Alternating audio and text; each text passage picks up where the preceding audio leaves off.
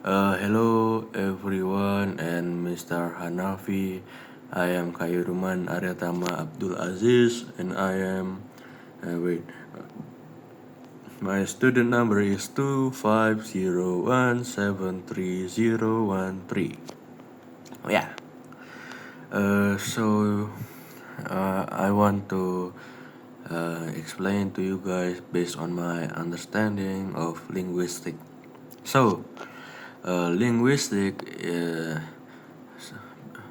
first of all, linguistic is not about studying other language like studying Japanese or studying Spanish or studying Australian. No.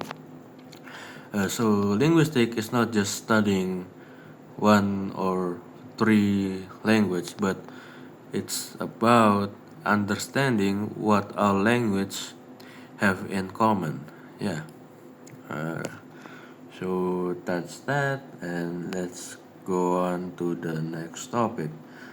Uh, shit. So, if I'm not wrong, there are 7 main areas of linguistic, and let's talk about the first one. The first one is phonetics, if I'm not wrong. So, what is phonetics in linguistic? So, phonetics in linguistic is the sound, like how we make the sound and how we uh,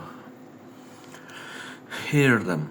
So, like for example, why does A and B sounds different while the shape of them are similar? Well, not similar, but if you flip the B, it becomes a P.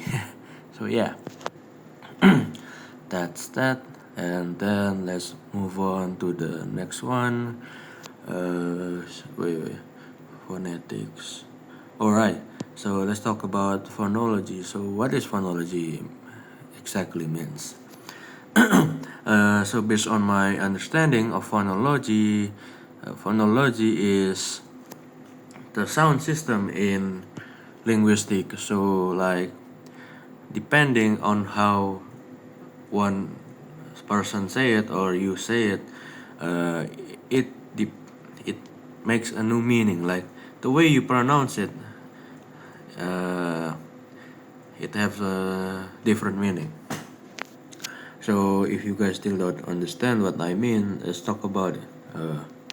So what is wait, actually, let's just take an example for that since I kind of forgot about. So the first example is I don't think yeah. I'm just gonna give one example, guys. I don't know much. So let's take a sample of record. The word record. RACORD. Record. So depending on how you say record, it have a different type of meaning. Like for example, let's take one example. I am about to break my record. Yeah, that is the first example, and the second one is I'm gonna record a new song in the studio. So so it have a meaning, different type of meaning depending on how you say record. Yeah, that's that, and let's move on to morphology. So what is morphology? So morphology is uh, how little things combined can make a meaningful sentence. So like for example, uh, let's take the word happy.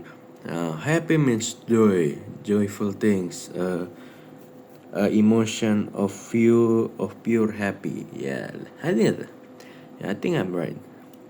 But if you add on in front of happy, it becomes unhappy, and it have a different meaning now. It means sad. Uh, Besides sad, wait, what type of word besides sad? What does sad rhymes with? Uh, Kinda not happy. So yeah, guys, that's morphology. So how a little piece of stuff in your word can make a huge difference. So let's talk about the next one. The next one is syntax. Yeah, syntax. So what is syntax? So syntax, if I'm not wrong, it's the placement order of your word in the sentence. So uh, depending on the depending on the position of your word in a sentence, it can become a new meaning. Like for example, a cat is chasing a dog. Now in the context, the cat is chasing the dog, right?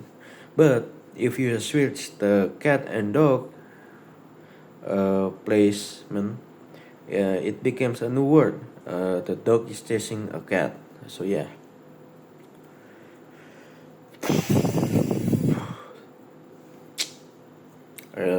Yeah.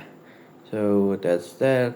And then we'll go on to the next one. The next one is. What is the next one?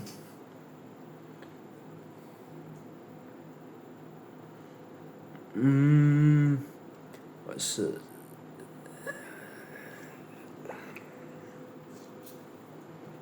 Oh, right. So the next one is semantics. Yeah, semantic, mathematic. So yeah. So semantic is the meaning behind the word. So like for example, I'm gonna take uh, a slang. I think. No, it's not slang. It's more like yeah, I don't know what the correct thing is. So yeah, I'm just gonna take the sample. So for the example is I'm gonna hit the hay. Now it's not you hitting the hay. So the meaning behind hitting the hay is you going to sleep. So yeah, that's one example. I think I'm gonna go to the next one, man. So yeah, basically, semantic is about the meaning behind the word. You guys can check Google on another example of that. So no, I'm not gonna say it. So let's move on to the next one. I think this is the final one. I think it's pragmatics. Yeah, I think it's pragmatics.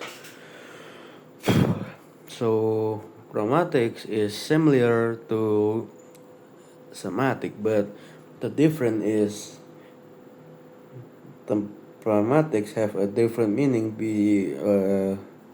depending on the context. So yeah, depending on the context, it can have a different meaning to the word. Like for example, uh, can you please shut the door? Now, in some cases, it can mean are you physically able to close the door or not? While in some other cases, it is wait, I don't know. It's like, can you close the door for me? So it's not saying like, are you able to do it? It's like, can you do it? Can you do it for me in a polite way? So yeah. So that's that. I think all for me. Thank you very much for staying till the end, and I'll see you guys on the next part. Next one, I mean next week.